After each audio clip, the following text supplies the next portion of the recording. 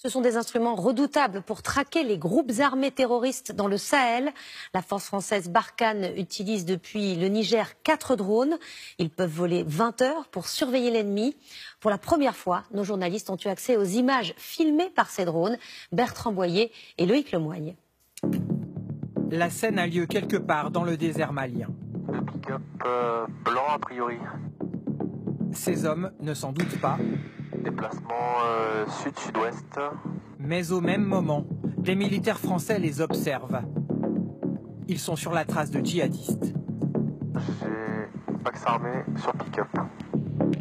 Des images d'une précision étonnante, captées à 10 km d'altitude par le drone Reaper.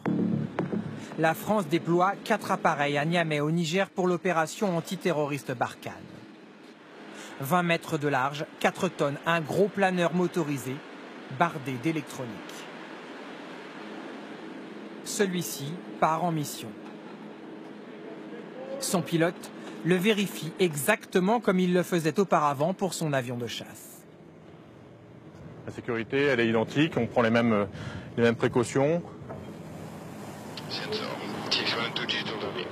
Le drone s'élance vers le Mali. À 300 km/h, il fonce vers son objectif. Par liaison satellitaire, il est contrôlé à distance dans ce poste de pilotage. À la manœuvre, d'anciens pilotes de chasse qui y trouvent un nouvel intérêt. Toujours être au cœur des opérations, de pouvoir apporter mon soutien, mon concours aux gens qui sont vraiment exposés directement sous le feu au sol. À 2 pas, dans une pièce sombre et confidentielle, le reste de l'équipage analyse les images en temps réel.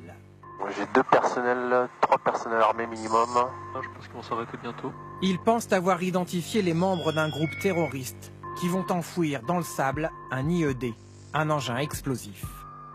Pour toi, c'est des roquettes aussi? Difficile à dire pour le moment. À partir des données à ma disposition, c'est un axe qui est connu pour être fréquenté par des poseurs d'IED. C'est l'atout majeur du drone, observé en toute discrétion. Évaluer le nombre de combattants en présent, le type d'armement qui sont à leur disposition, les emplacements qu'ils choisissent pour se positionner. Et ça va permettre aux décideurs de dimensionner la force en réaction au plus juste. En relayant les drones en vol, les militaires peuvent observer une cible plusieurs jours d'affilée pour l'identifier ou guider la frappe d'un avion de chasse. Mais dès l'année prochaine, les Reapers français seront eux-mêmes capables de larguer des bombes. La France a commandé 6 nouveaux appareils, ils seront tous armés.